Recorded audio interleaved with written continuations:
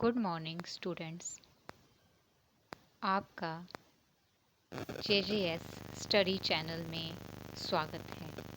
आज मैं आपको हिंदी की सेकंड लैंग्वेज की वर्कशीट नंबर 4 CEP को सॉल्व करवाने जा रही हूँ।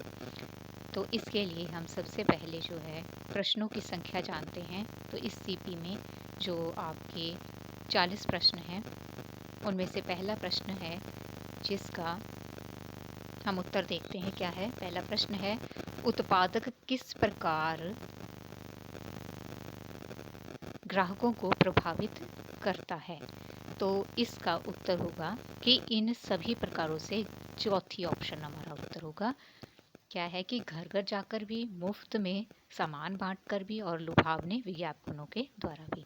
और दूसरा प्रश्न है, कितने रुपए तक के क्लेम के लिए उपभोक्ता जिला स्तर पर न्याय की गुहार लगा सकता है। तो उसका उत्तर है ख ऑप्शन 20 लाख तक के लिए।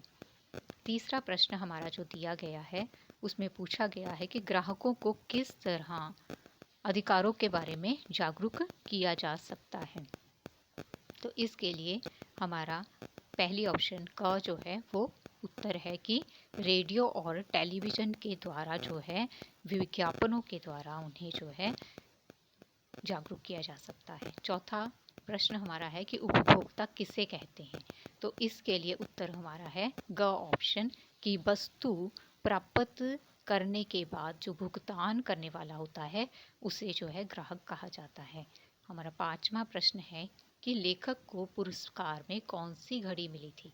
तो इसके लिए हमारा ऑप्शन कौन सी हुई, ख ऑप्शन उत्तर हुआ कि अलार्म घड़ी मिली थी। और छठवां प्रश्न दिया गया है कि लेखक के लिए अलार्म घड़ी कौन थी।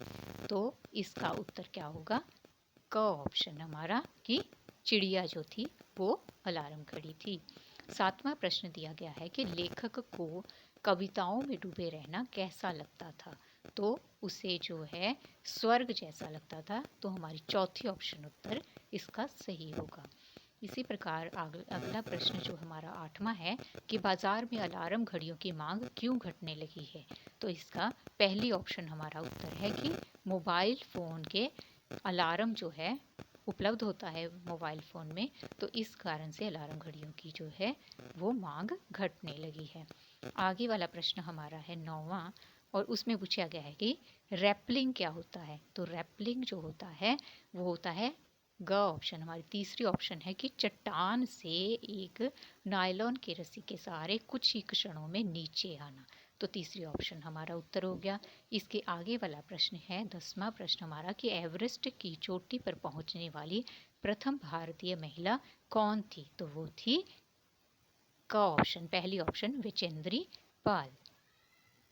इस प्रकार हमारा आगे का प्रश्न जो है 11वां प्रश्न है और उसमें पूछा गया है कि विजेंद्री पाल ने किन मैदानी खेलों में जो है वो कप जीते थे। तो वो कौन से थे। चौथी ऑप्शन गोला फेंक, डिस्क फेंक और लंबी दौड़ में जो है उसने जो है कप प्राप्त किए थे।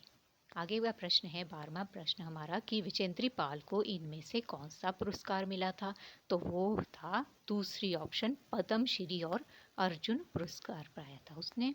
और उसके बाद में 13वां प्रश्न जो हमारा है कि 5 मरजीवा नामक कविता में दशम नानक किसे कहा गया है।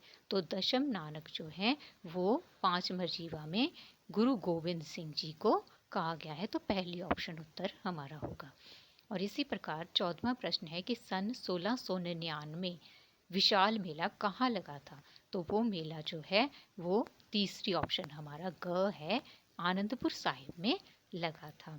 इसके आगे का प्रश्न हम देखते हैं 15वां प्रश्न जो हमारा दिया गया है कि जो व्यक्ति न्याय के लिए बलिदान देता है और धर्म की रक्षा के लिए शीश कटवा लेता है उसे कविता के अनुसार क्या कहा कहकर पुकारा गया है। तो कविता के अनुसार उसे ग ऑप्शन यानी कि घ ऑप्शन हमारी चौथी ऑप्शन मरजीवा कहा गया है। आगे दिया गया है कि 16वां प्रश्न है कि अकाल पुरुष का क्या फरमान था। तो अकाल पुरुष का फरमान जो है हमारा पहली ऑप्शन होगा कि धर्म की रक्षा और न्याय से मुक्ति दिलाने के लिए तुरंत एक बलिदान चाहिए। तो पहला उत्तर हो गया। इसके बाद में हम देखेंगे प्रश्न 17। तो उसमें पूछा गया है कि पेड़ आंधी व पानी में भी किस तरह से अपनी जगह खड़ा रहता है।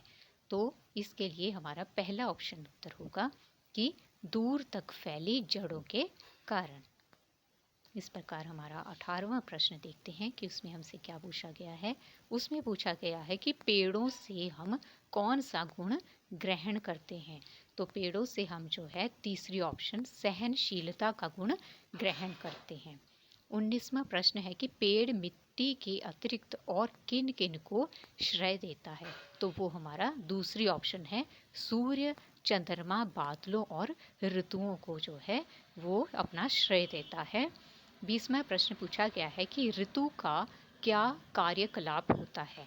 तो ये हमारा पहले ऑप्शन उत्तर होगा कि ऋतुएं बदल बदल कर पृथ्वी को विभिन्न प्रकार के जो है वातावरण प्रदान करती हैं और ये जो है ऋतुओं का कार्यकलाप होता है।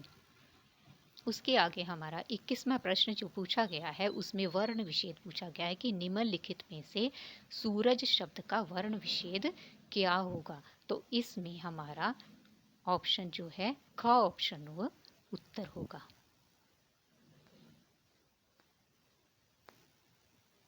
ख ऑप्शन उत्तर हो गया। इसके आगे जो पूछा गया है कि सिर शब्द का तत्सम रूप क्या होगा। तो तत्सम रूप जो है उसकी तीसरी ऑप्शन है वो पूछा गया है शीर। सिर का उत्तर क्या होगा, शीर जो है तत्सम रूप होता है। इसके बाद में पूछा गया है कि अतिरिक्त शब्द में से मूल शब्द छांटे। तो अतिरिक्त में जो मूल शब्द है वो चौथी ऑप्शन दिया गया है तो वो है रिक्त। और इसके आगे वो प्रश्न है वो हमारा है 24वां प्रश्न कि बलिदानी शब्द जो दिया गया है उसमें कौन से प्रत्यय प्रयोग किया गया है। ठीक है, शब्द में से प्रत्यय छांटे। तो प्रत्यय जो उसमें प्रयोग किया गया है वो दूसरी ऑप्शन ई है, बड़ी ई। और इसके बाद में 25वां प्रश्न है कि खिड़की शब्द का बहुवचन क्या होगा। तो खिड़की शब्द का जो है बहुवचन आपको पता ही है कि पहली ऑप्शन खिड़कियां होगा। आगे 26वें प्रश्न में पूछा है कि उपस्थित शब्द में से उपसर्ग कौन सा है। तो उपसर्ग जो है आपका दूसरी ऑप्शन दिया गया है, क्या है, ख। इसके आगे वाला प्रश्न दिया गया है कि निम्नलिखित शब्दों में से शुद्ध जो शब्द है वो छांटें। तो वो हमारा है तीसरी ऑप्शन व्यक्ति। इस प्रकार हमने 27 प्रश्नों के उत्तर जो है कर लिए हैं। और आगे देखते हैं कि 28वें प्रश्न में हमसे क्या पूछा गया है। उसमें हमसे पूछा गया है कि उपभोक्ता शब्द का वर्ण विशेद जो है वो क्या होगा। तो उपभोक्ता जो शब्द है हमारा उसका वर्ण विशेद जो दिया गया है वो है क ऑप्शन, हमारा क ऑप्शन। ठीक है। और उसके बाद में 29वें प्रश्न में हमसे वैसे ही पूछा गया है कि रिक्त स्थान की पूर्ति करें। वाक्य में डैश को प्रकट करने के लिए जो चिन्ह प्रयोग में लाए जाते हैं वे विराम चिन्ह कहलाते हैं।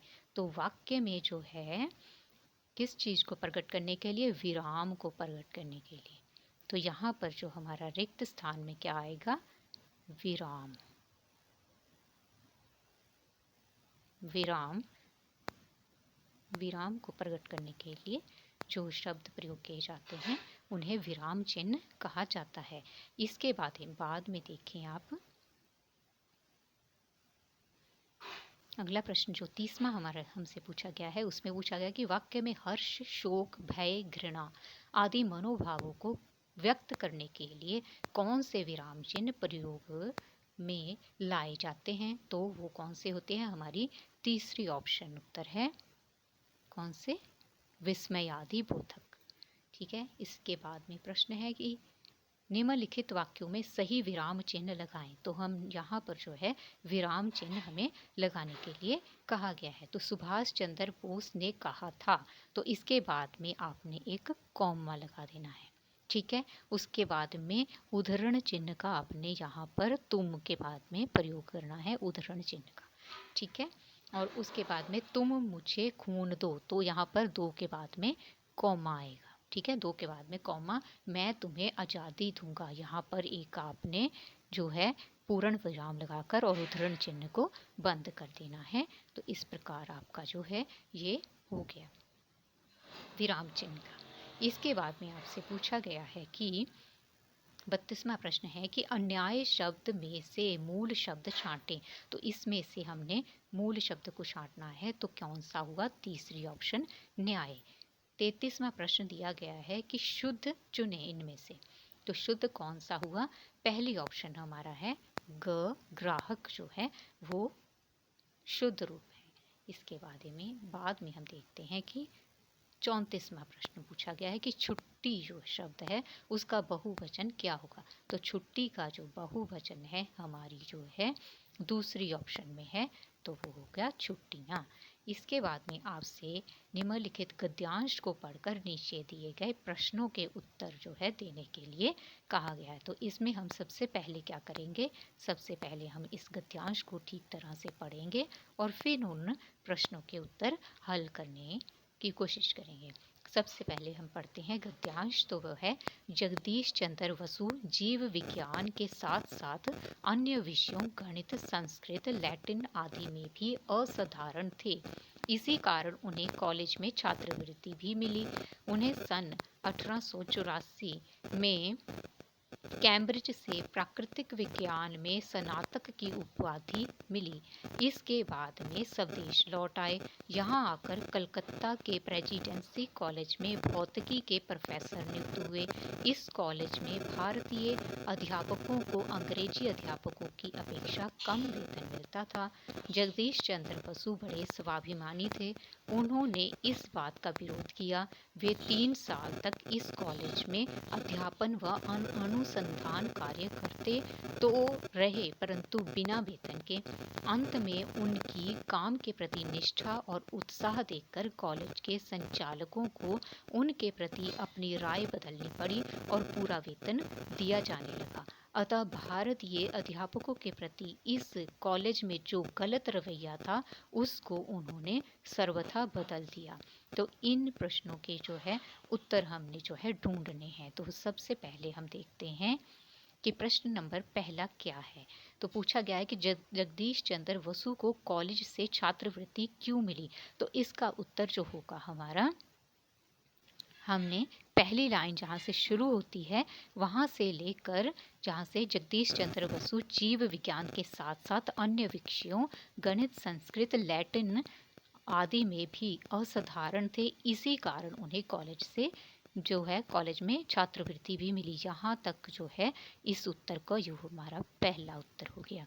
और दूसरा उत्तर हम देखते हैं कि जगदीश चंद्र बसु जी को कॉलेज से प्राकृतिक विज्ञान की स्नातक की उपाधि कब मिली थी? तो वो मिली थी सन 1884 में। तो यहाँ हमारा जो है ये दूसरा उत्तर हो गया। और तीसरा देखते हैं जगदीश चंद्र बसु किस विषय के प्रोफेसर नियुक्त हुए? तो वे जो है प्रेसिडेंसी कॉलेज में भौतिकी के प्रोफेसर नियुक्त हुए। ये हमारा जो है तीसरा उत्तर हो गया। और चौथा उत्तर देखते हैं हमारा जगदीश चंद्र बसु को पूरा वेतन क्यों दिया जाने लगा? तो उसके लिए हमारा उत्तर होगा कि उनकी काम के प्रति निष्ठा और उत्साह देखकर कॉलेज के संचालकों को उनके प्रति अपनी राय बदलनी पड़ी और पूरा वेतन दिया जाने लगा। तो ये हमारा चौथे का उत्तर हो गया, चौथा उत्तर हो गया। इसके बाद में आपसे पूछा गया है कि असाधारण और अनुसंधान शब्दों के अर्थ लिखिए। तो असाधारण होता है विशेष, ठीक है, इसके लिए हम लिखेंगे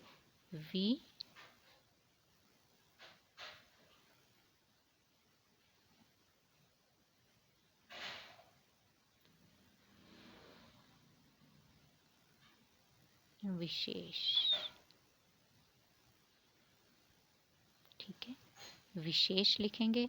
और दूसरा हमारा जो पूछा गया है प्रश्न अनुसंधान, तो अनुसंधान का होता है खोज। तो तो ये हो गया हमारा खोज उत्तर। ठीक है, इसके बाद में आपसे पूछा गया है कि उपयुक्त गद्यांश के उचित शीर्षक दीजिए। तो इसका शीर्षक जो हो सकता है आपका, एक तो आप वैसे दे सकते हैं कि जगदीश चंद्र बसु, तो और दूसरा जो हो सकता है वो हो सकता है कि जगदीश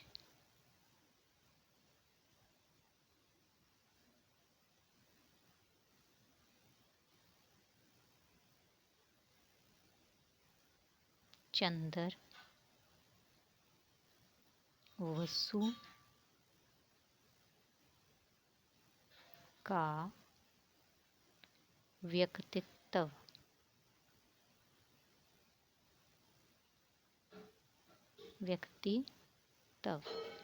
ठीक है, व्यक्तित्व। तो इस प्रकार ये हमारे 40 के 40 प्रश्न पूरे हुए। और अगर आपको मेरा वीडियो ये बहुत पसंद आया हो तो प्लीज़ मेरे चैनल को सब्सक्राइब करें और शेयर करें और लाइक करें, और ताकि जो है ये अधिक से अधिक विद्यार्थियों तक जो है पहुंच सके और आपके ज्ञान में वृद्धि कर सके। धन्यवाद।